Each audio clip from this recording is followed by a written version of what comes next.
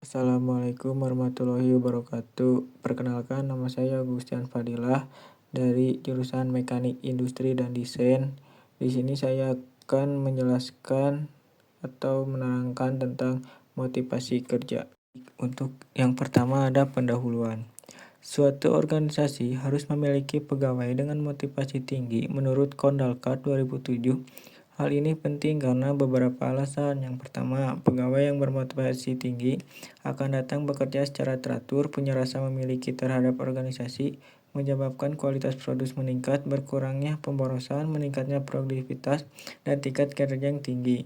Pegawai dengan motivasi tinggi tidak ingin meninggalkan pekerjaan atau keluar dari organisasi, serta jarang mangkir atau absen. Tingkat kemungkinan yang tinggi menyebabkan rendahnya produksi, pemborosan, kualitas yang buruk, dengan gangguan jadwal produksi atau operasi turnover, atau keluarnya pegawai yang tinggi mungkin amat merugikan organisasi karena akan memberikan tekanan finansial kepada organisasi untuk pembiayaan rekrutmen, seleksi, pelatihan, dan lain-lain. Ketiga, pegawai dengan motivasi tinggi mudah menerima perubahan organisasi. Dengan demikian, mereka tidak menolak perubahan sehingga perkembangan dan pertumbuhan organisasi besar dicapai. Perubahan seperti rekrutasi ulang, pemberdayaan, pengayaan pekerjaan, rotasi pekerjaan, pengenalan teknologi baru, dan lain-lain. Pada gilirannya, meningkatkan motivasi dan semangat pegawai. Keempat, pegawai cermin organisasi. Pegawai yang memiliki motivasi tinggi akan mengangkat citra organisasi, yang pada akhirnya berkontribusi terhadap brand suatu produk atau yang dipasarkan organisasi. Dengan demikian, memaksimalkan motivasi menguntungkan hak pegawai maupun organisasi. Untuk yang selanjutnya ada pengertian motivasi. Motivasi memiliki makna yang beragam bagi setiap orang, oleh karena itu, hal itu bisa menimbulkan kekaburan makna dan salah obsesi. Yang pertama seperti Robbins dan Coulter 2012.403 menyatakan, di sini motivasi didefinisikan sebagai proses di mana usaha seseorang dihasilkan, diarahkan, dan dipelihara untuk mencapai tujuan atau sasaran. Yang kedua, berikutnya menurut Kinnicky dan Fogel 2012.2.146 menjelaskan, dalam pengertian ini, memotivasi menggambarkan proses psikologis yang menyebabkan gairah, arah, dan persentase kegigihan terhadap tindakan pilihan sendiri yang mengarah pada tujuan atau sasaran. Selanjutnya, menurut Luthatz 2011.157 menyatakan, definisi tersebut menyatakan bahwa motivasi merupakan proses yang diawali dengan kekurangan atau kebutuhan fisiologis atau psikologis yang mengaktifkan perilaku atau dorongan yang ditunjukkan untuk mencapai sasaran atau insentif. Dan yang terakhir menurut Hill dan Madsen 2008. Definisi ini menjelaskan bahwa motivasi menggambarkan kekuatan tenaga di dalam diri seseorang yang mempengaruhi arah, intensitas, dan persentase perilaku pilihan sendiri. Untuk selanjutnya, dari beberapa definisi yang dikemukakan, para pakar di atas dapat dikemukakan beberapa kesimpulan mengenai motivasi. Yang pertama, motivasi adalah proses atau kekuatan yang ada dalam diri seseorang yang digerakkan oleh kebutuhan fisiologis atau psikologis. Kebutuhan itu tercipta ketika terjadi ketidakseimbangan fisiologis atau psikologis. Yang kedua, proses atau kekuatan itu dihasilkan untuk mencapai tujuan atau insentif dalam arti pada siklus akhir motivasi. Tujuan atau insentif merupakan sesuatu yang akan menghilangkan kebutuhan atau mengurangi dorongan. Yang ketiga, motivasi mengandung 3 unsur energi, intensitas, dan persentase energi merupakan ukuran intensitas. Dorongan dan semangat. Orang-orang yang termotivasi adalah orang yang mencurahkan tenaganya dan bekerja keras. Akan tetapi, kualitas usahanya harus dipertimbangkan dan juga intensitasnya. Tingkat usaha yang tinggi tidak selalu membawa kepada kinerja pekerjaan yang menyenangkan, kecuali kalau usaha itu disalurkan dalam arah yang menguntungkan organisasi. Dan yang keempat, motivasi juga memiliki dimensi persentasis dalam pengertian ulat tekun dan bertahan dalam usaha mencapai sasaran tujuan atau insentif. Dan selanjutnya ada pendekatan terhadap motivasi. Untuk yang pertama itu ada berbasis kebutuhan. Teori yang mendasari kebutuhan seperti kebutuhan terhadap keselamatan atau kekuasaan, motivasi, atau drive. Untuk yang selanjutnya ada proses kognitif. Yang dimaksud proses kognitif ialah motivasi merupakan proses yang dikendalikan oleh pikiran, keyakinan, dan penilaian secara sadar. Dan untuk yang terakhir ada non-kognitif, atau motivasi menjelaskan sebagai interaksi antara perilaku dan peristiwa eksternal tanpa mempertimbangkan pikiran eksternal atau kebutuhan. Untuk selanjutnya ada C, pendekatan kebutuhan. Yang pertama itu ada hierarki kebutuhan atau Maslow. Kebutuhan dapat didefinisikan sebagai suatu kesenjangan atau pertentangan yang dialami antara kenyataan dengan dorongan yang ada dalam diri. Apabila kebutuhan pegawai tidak terpenuhi, maka pegawai tersebut akan menunjukkan perilaku kecewa. Sebaliknya, jika kebutuhan terpenuhi, maka pegawai akan memperlihatkan perilaku yang gembira serta manifesti dari rasa puas. Untuk yang selanjutnya yang kedua ada teori motivasi ERG atau Alderfer, dikenal dengan akronim ERG, merupakan huruf pertama dari 3 istilah yaitu eksistensi, kebutuhan akan eksistensi, untuk R-nya relativeness, kebutuhan untuk berhubungan dengan pihak lain, G-nya itu grow, kebutuhan akan pertumbuhan. Dan untuk yang ketiganya, teori motivasi dua faktor dari Herbert. Ilmuwan ketiga yang diakui telah memberikan kontribusi penting dalam pemahaman motivasi adalah Herbert. Teori yang dikembangkan dikenal dengan model dua faktor dari motivasi, yaitu faktor motivasional dan faktor high-end atau pemeliharaan. Menurut teori ini, yang dimaksud faktor motivasional adalah hal-hal yang mendorong berprestasi yang sifatnya intrinsik, yang berarti bersumber dalam diri seseorang. Sedangkan yang dimaksud dengan faktor high-end atau pemeliharaan adalah faktor-faktor yang bersifat ekstrinsik, yang berarti bersumber dari luar diri, yang turut menentukan perilaku seseorang dalam kehidupan seorang. Menurut Hartberg, yang tergolong sebagai faktor motivasional antara lain ialah pekerjaan seseorang, keberhasilan diraih, kesempatan bertumbuh, kemajuan dalam karir, dan pengakuan orang lain. Dan yang keempat ada Machiavelli's Theory of Needs. David Machiavelli menganalisis tentang 3 kebutuhan manusia yang sangat penting di dalam organisasi atau perusahaan tentang motivasi mereka.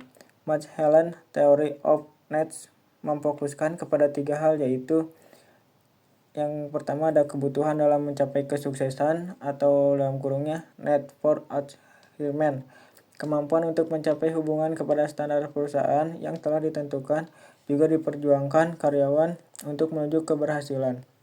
Kebutuhan dalam kekuasaan atau otoritas kerja, dalam kurung need for power, kebutuhan untuk membuat orang berperilaku dalam keadaan yang wajar dan bijaksana di dalam tugasnya masing-masing. Kebutuhan untuk berafiliasi atau need for affiliation, hasrat untuk bersahabat dan mengenal lebih dekat rekan kerja atau para karyawan di dalam organisasi.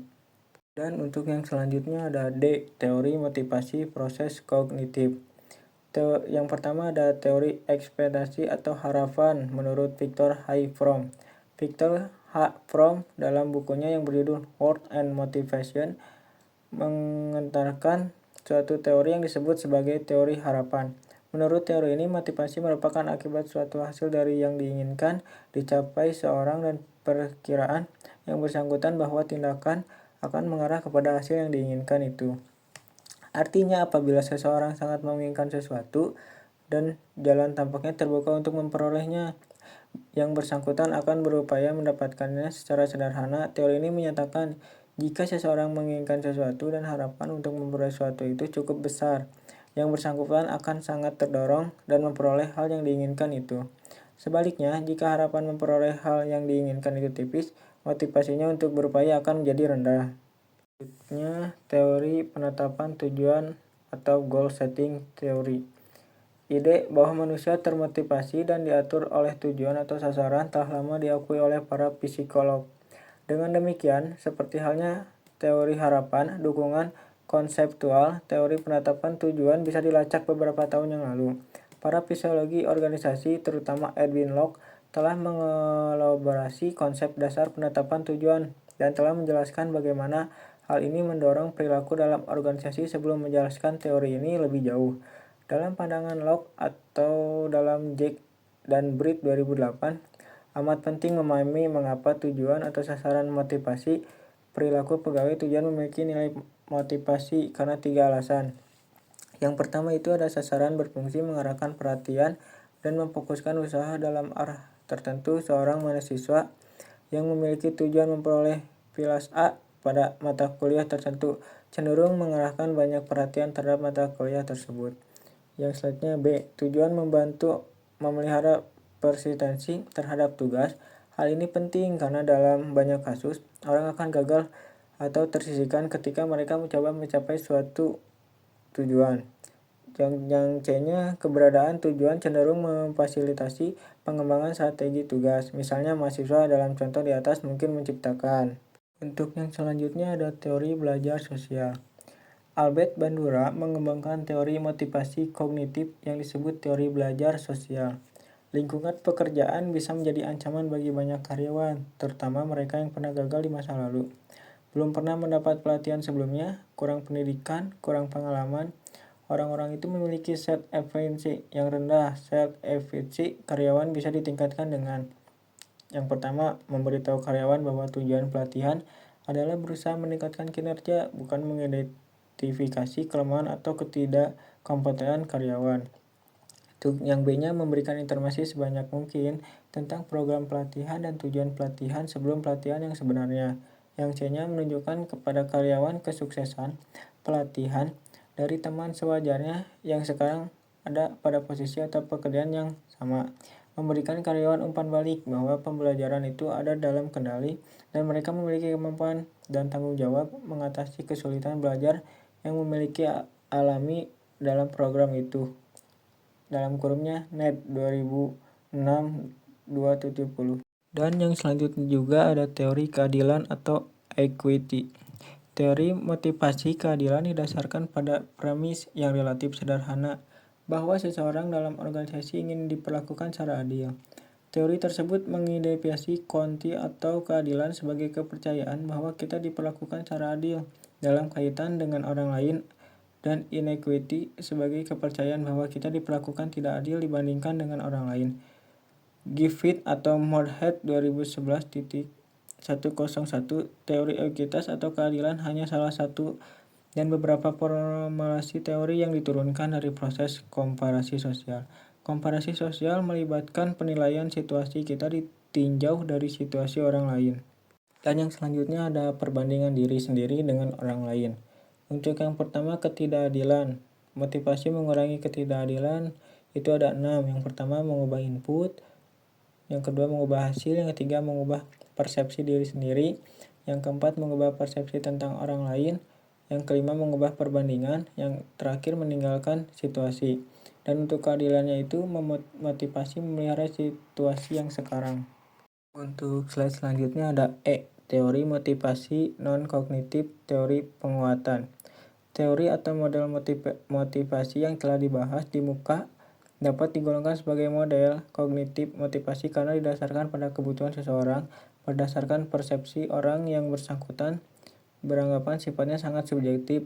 Perilakunya pun ditentukan oleh persepsi tersebut. Contohnya yang sangat sederhana ialah seorang jurutik yang mampu menyelesaikan tugasnya dengan baik dalam waktu singkat.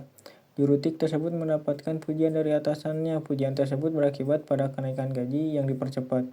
Karena jurutik tersebut menyenangi konsentrasi perilaku itu, ia lalu terdorong bukan hanya bekerja lebih tekun dan lebih teliti, akan tetapi bahkan berusaha meningkatkan keterampilannya. Untuk yang selanjutnya, F, teori kaitan imbalan dengan prestasi. Bertitik tolak dari pandangan bahwa tidak ada satu model motivasi yang sempurna, dalam arti masing-masing mempunyai kelebihan dan kekurangan. Para ilmuwan terus-menerus berusaha mencari dan menemukan sistem motivasi yang terbaik, dalam arti menggabungkan berbagai kelebihan model-model tersebut menjadi satu model.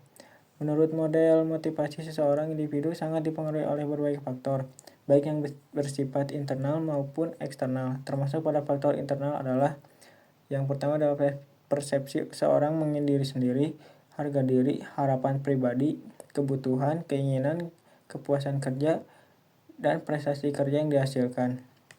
Sedangkan faktor eksternalnya yang mempengaruhi motivasi seseorang antara lain ialah jenis dan sifat pekerjaan, kelompok kerja itu mana seseorang tergabung, organisasi tempat bekerja, situasi lingkungan pada umumnya, sistem imbalan yang berlaku, dan cara penerapannya. Untuk selanjutnya yang G, poin-poin utamanya itu yang pertama ada suatu organisasi harus memiliki pegawai dengan motivasi tinggi karena beberapa alasan. Pegawai yang termotivasi tinggi akan datang bekerja secara teratur, punya rasa memiliki terhadap organisasi, menyebabkan kualitas produksi meningkat, berkurangnya pemborosan, meningkatnya produktivitas, dan tingkat kinerja yang tinggi. Mereka tidak ingin meninggalkan pekerjaan atau keluar dari organisasi, serta mangkir atau absen. Mereka mudah menerima perubahan organisasi. Yang kedua, salah satu pengertian motivasi ialah proses atau kekuatan yang ada dalam diri seseorang yang digerakkan oleh kebutuhan fisiologis atau psikologis. Kebutuhan itu tercipta ketika terjadi ketidakseimbangan fisiologis dan psikologis. Yang ketiga, pada umumnya, pendekatan untuk menjelaskan motivasi dapat dikelompokkan menjadi 3 kategori. Yang pertama, pendekatan berbasis kebutuhan. Yang kedua, proses kognitif. Dan yang ketiga, pendekatan non-kognitif. Dan yang keempat, Abraham Maslow mengemukakan bahwa hierarki kebutuhan manusia adalah sebagai berikut. Kebutuhan fisiologis atau physiological needs, kebutuhan keselamatan dan keamanan seperti and security needs, kebutuhan rasa memiliki sosial atau need, kebutuhan akan harga diri esteem need or status need, dan yang terakhir, kebutuhan akan terwujudnya diri self-actualized need. Dan untuk selanjutnya, poin utama yang kelima ada teori Aldrich dikenal dengan akronim EG. Akronim EG dalam teori Aldrich merupakan huruf-huruf pertama dari 3 istilah yaitu E. Existence, kebutuhan akan eksistensi, R. Relatedness, kebutuhan untuk berhubungan dengan pihak lain, dan G. Growth, kebutuhan akan pertumbuhan. Yang keenam, model 2 faktor dari motivasi yaitu faktor motivation dan faktor heightened atau pemeliharaan. Faktor motivasi adalah hal-hal yang mendorong berprestasi yang bersifat intrinsik, yang berarti bersumber dalam diri seseorang, sedangkan yang dimaksud dengan faktor heightened atau pemeliharaan adalah faktor-faktor yang bersifat ekstrinsik, yang berarti bersumber dari luar diri, yang turut menentukan perilaku seseorang dalam kehidupan. Yang ketujuh ada David Maichelin menganalisis tentang 3 kebutuhan manusia yang sangat penting di dalam organisasi atau perusahaan tentang motivasi mereka. 1. Kebutuhan dalam mencapai kesuksesan atau need achievement. 2. Kebutuhan dalam kekuasaan atau otoritas kerja, Neolin Hoover. Dan kebutuhan untuk gratifikasi non-affiliation. Yang kedelapan, secara sederhana, teori harapan menyatakan pada seseorang menginginkan sesuatu dan harapan untuk memperoleh sesuatu itu cukup besar. Yang bersangkutan akan sangat terdorong untuk memperoleh hal yang diinginkan itu. Sebaliknya, jika harapan memperoleh hal yang diinginkan itu tipis, motivasinya untuk berupa akan menjadi rendah. Untuk poin utama selanjutnya yang ke-9 itu ada tujuan atau sasaran.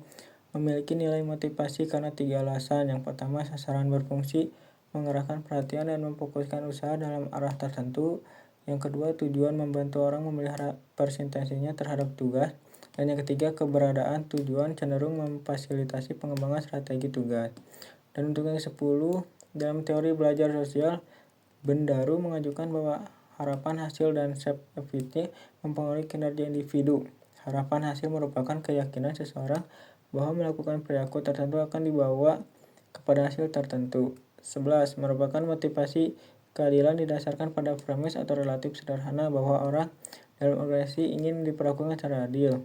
Untuk yang ke-12-nya ada kehidupan organisasional, disadari dan diakui bahwa kehendak seseorang ditentukan pula oleh berbagai konsekuensi eksternal dan perilaku dan ketindakannya.